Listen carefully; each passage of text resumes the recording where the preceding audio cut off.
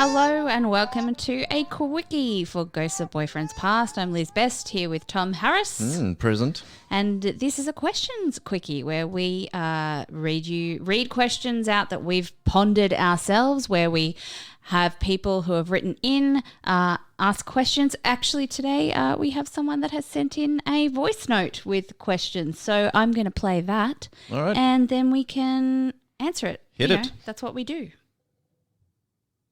Hi, I have a friend and she's been in a relationship with somebody that I hate for 2 years. I really don't like using the word hate, but I really don't like her partner. To the point where he doesn't get invited to our functions, our events. He's not a part of our life, but my friend is.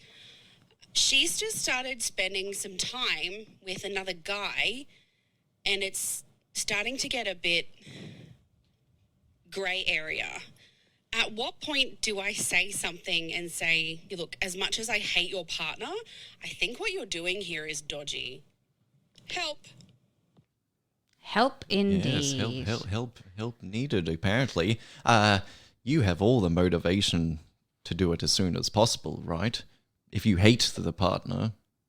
But I think she's kind of asking, at what point do I say don't do this while you have a partner? Whereas I'd be sitting there going, tell her to go off with this guy instead of the guy that you hate. Well, that's what I was saying. You've got a great, wonderful motivation to sit down. It can be so uncomfortable because you feel like you're accusing them of doing something wrong. But that's not necessarily the case, right? There's a grey area. I understand. Are we to take there's some flirting or some? I think that's what's saying that there's been a little bit of line crossing with the relationship with this new person. I think you're allowed to hold yourself and the people that you want orbiting you and your life.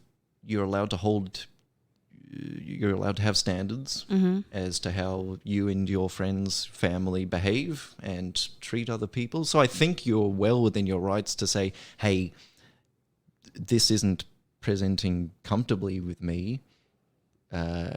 Is there anything going on there? If there is, you owe the person that I hate. I don't think you have to say hate. I'm just saying, using it for language that's like, I don't think... So I think you're allowed to have standards and you're allowed to apply those to people in your life. Being comfortable doing that is, particularly when you might feel like you're accusing them of something, is another question. I don't think you have to feel comfortable telling your friends things, because if you are truly their friends, then, and I'm not quite as radical honesty as producer Zane is and professes on every episode that he is on.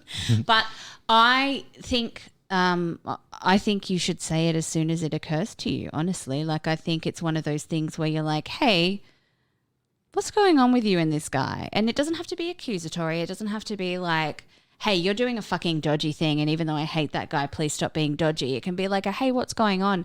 Do you like this new guy? If you do like this new guy, then what's happening over here? Yep, you can ask questions rather than accuse, I think. And I definitely think it's one of those things where if you encourage her to be potentially introspective about the situation, she might be like, oh, okay, well, why am I having these feelings? You do not need to let them know that you hate the current partner. You don't have to share that. You can keep that to yourself. Yeah. That's not information they need to know. And I said accusatory. That's how it can feel when you're doing that. But you are by no means doing that.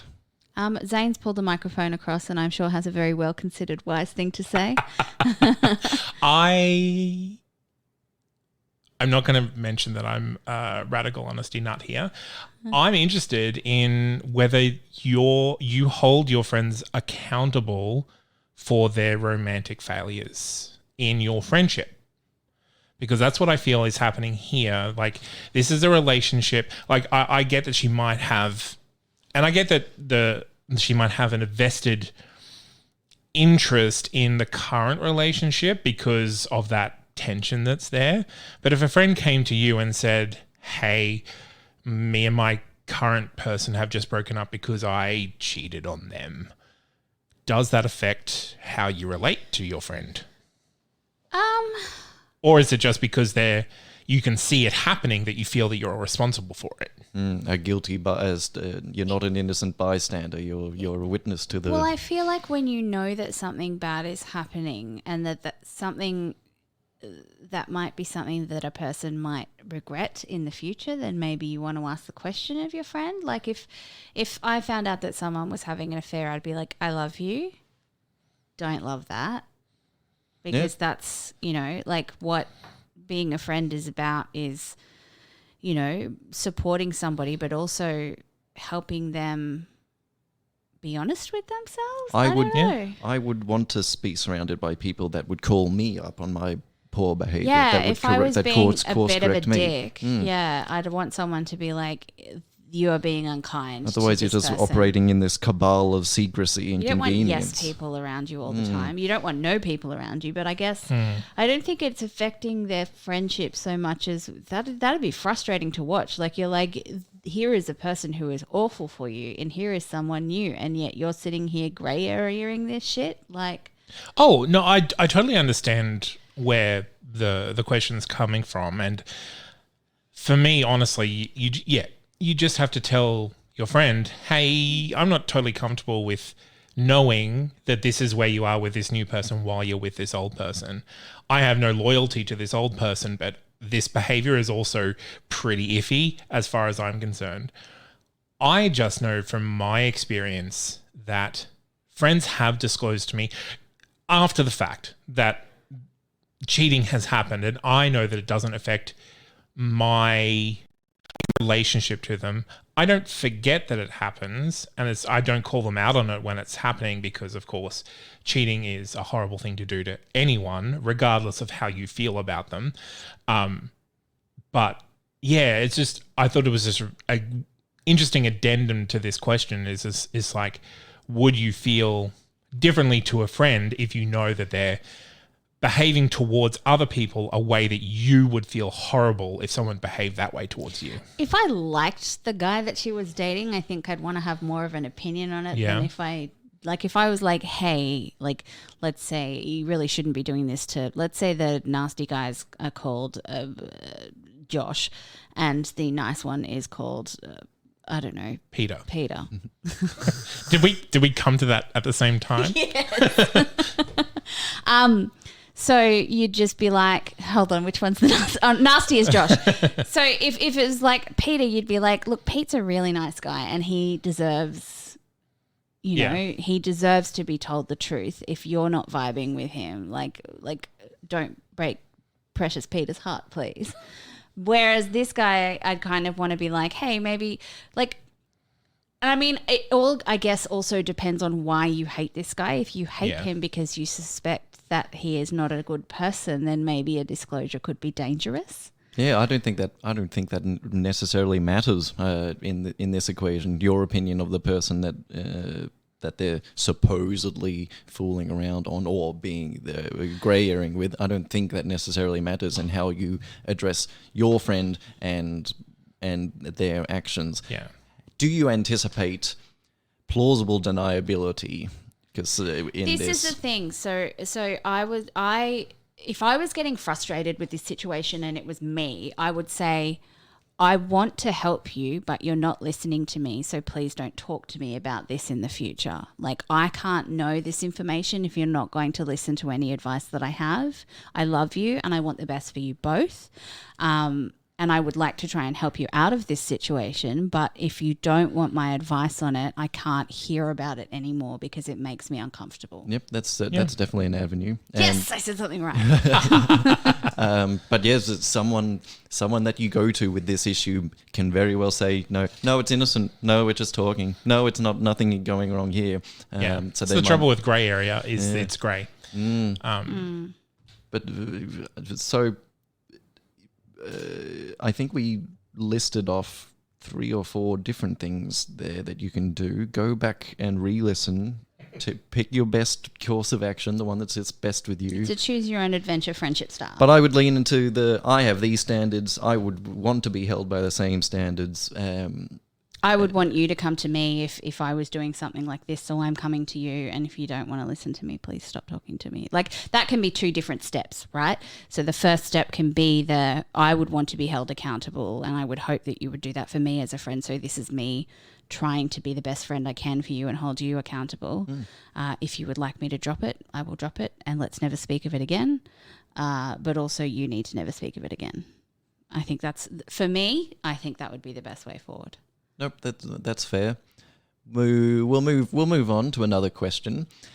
Elizabeth, bit of mea culpa time, if you so wish. Oh, God. Have you ever reused a successful date with another person? Yes. Yeah. So fast. You answered so fast. Give me time to get the question out. I didn't even put the dot on the question mark. And yes. Yeah. Wow. Yeah. Just because. Why? Because it was silly fun. It enabled me to be a bit shit at something, to make someone else feel really good at something, to have a joke about. I could lean into self-deprecation, which is what I am material. so good at, and it's cute. So I'm not looking for specifics, but you went to the same bar and then did the same activity afterwards. I've gone on a first date 4 times bowling. I am the worst bowler in the world. Like, I am certified, the biggest. Yep. And every now and then I just think maybe I'm not this time. And look, it's one of those things where, you know, I could have like 3 awesome shots in a row and then everything else is a gutter ball, and it's all fluke. I don't know what I'm doing. I have no idea about what I'm doing. And so then somebody else, we can laugh. And the best version of this came out, right, was when the guy and I went bowling, and I was doing so badly and we were laughing so hard about it, and he was so sweet, and he went, how about next time let's just both be on one team and try and beat our total score right. Yeah, from this game. So he's like, I'm not going to trounce you. Let's join in this together and let's make it us versus past us. And it was really fucking cute. It sounds like it. Also shows sportsmanship, like, or if someone is a gracious winner, or, you know, and it's less like an interview, you know, like, I'm all for using an activity date again, and I will continue to shamelessly be shit at bowling because it makes us both laugh. I think you were in the clear for this one because it's fucking bowling. I've never picked the same restaurant. Yeah, but okay, so we'll narrow it down. Is it, I'll say the word morally or societally correct or wrong to reuse like an exact same date where you went to the same bar and then the same restaurant and then you went to the same fucking movie theater or whatever? I've been on a date before where somebody has taken me to their local, and it was very clear from the staff that they were there with a different girl a couple of days earlier. Yes, and that would not have sat well with you, I imagine. And it wasn't because...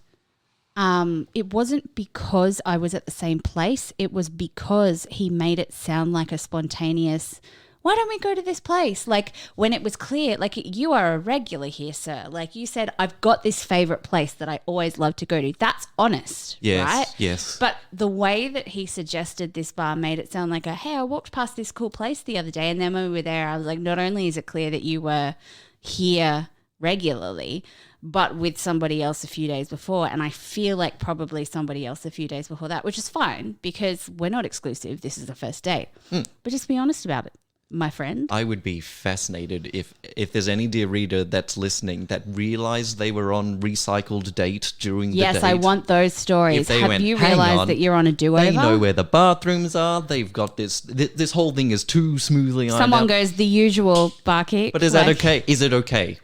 I think it's okay if somebody's like, this is my favourite place, not if they lie about it. Zane? What if we take it beyond first dates and say your romantic partner, you've been together for a couple months, writes you an incredibly lovely card with a poem in it. No. If you're recycling poems, you are out, my friend. Like, no. If you give me, it's like that scene in Friends where they're playing the mixtape that I think it's Chandler and Monica, and all of a sudden a voice breaks through going, "Hi Chandler, this is the mixtape I made for you," or whatever. Like, it's clearly a mixtape that was made for somebody else. Like, that would piss me off. Yeah. That would piss me off. Yes, probably. Yeah, be careful where you're recycling your material. Probably a first date hither and thither, okay, Unless but no poetry. The joke is that you've recycled material, and that's the bit. Well, and you what if both it's find totally the bit sincere funny. both times? I don't believe you.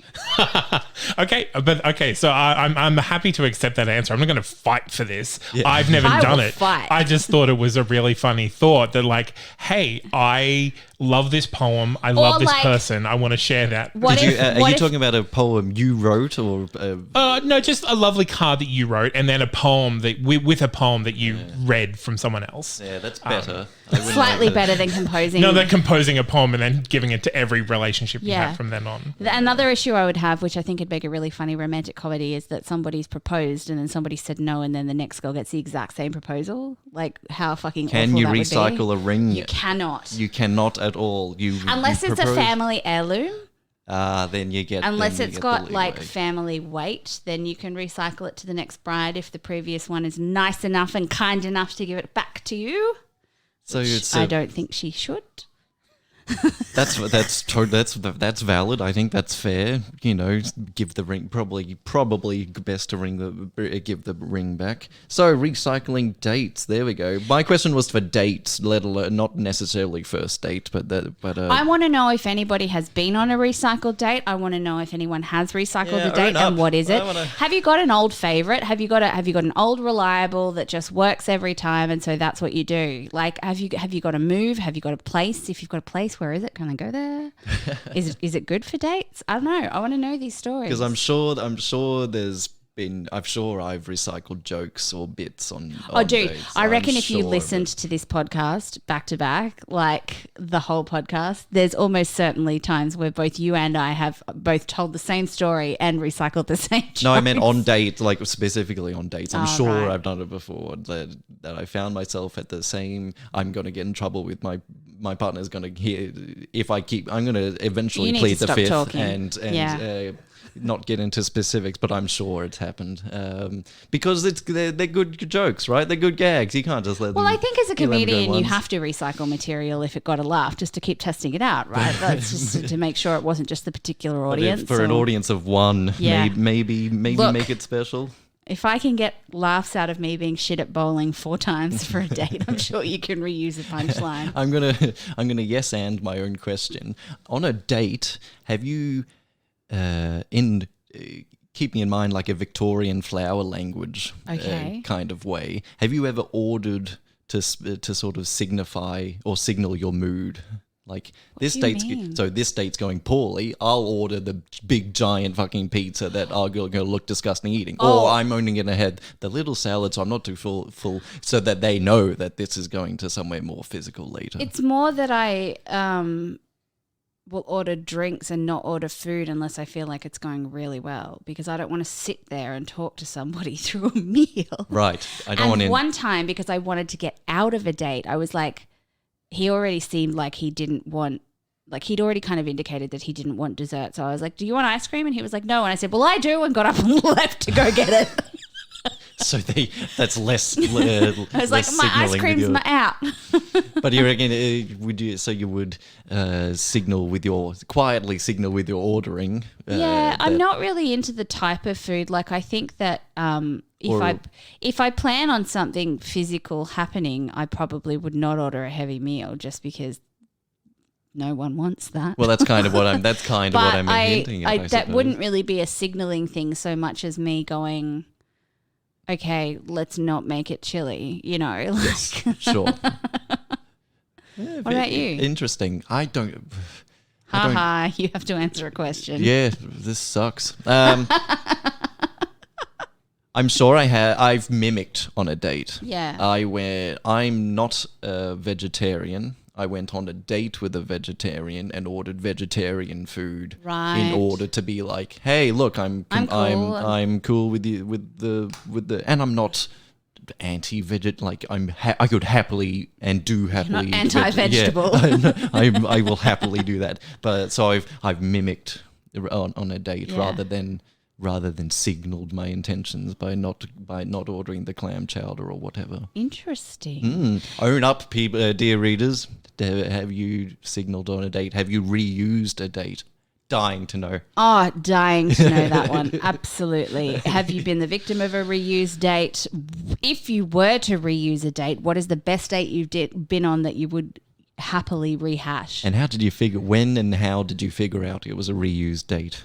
Yeah. Like, hang on. Look, Hang on. Give us just any dating story, really. Just Yeah, like let anything. us know. ghostsofboyfriendspast@gmail.com. We'll take them all, questions, stories, feedback, etc. And if you want to be on a main episode, you can go to that'snotcanon.com/ghostsofboyfriendspast and fill in our handy dandy little form. You have options now, my friend. Yes. We can either have you on the podcast, you can write in your story, or I'll give you a phone call. We'll have a chat about it. I'll write it up. You tell me whether I've got the story right or not. And most times it's right because I will use your words.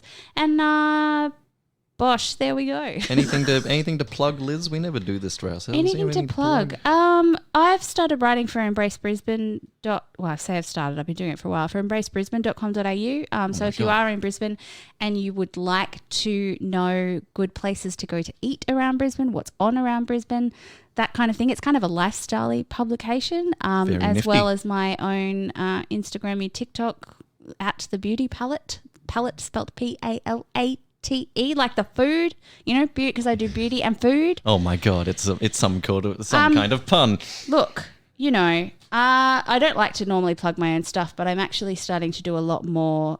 Here's a really good deal for food around Brisbane. So if you like those kinds of videos and content in your social media feed, without my face in it, because I like to try and make the food the star. Yes. Please follow me. That would be lovely. Plugs abound. If you have kids, there's a children's audio book called The Mysteries of Cork Up a Ripple Creek. It's a bit of a nightmare of a title, I will grant you that. The Mysteries of Cork Up a Ripple Creek. We've just wrapped up season 4 of the recordings. I do voice acting on it. I've got about 1 million voices on it. So if you have little kids or you're an adult that loves entertaining voices, go and check that out. Well, shit, now I want to plug something else. Hey, you had your chance. You chose you. Okay. But I chose me as well, just less But directly. it's me as well. Oh, but go on, have else. another plug. I just recorded my final scenes for the Misto Museum of Mystery, Morbidity and Mortality, and it's great. It wraps up real nice. So go listen to it. It is good. Check it out. Sorry, this is a really long mini. We love you guys. We're just going to go now. Who Goodbye. cares?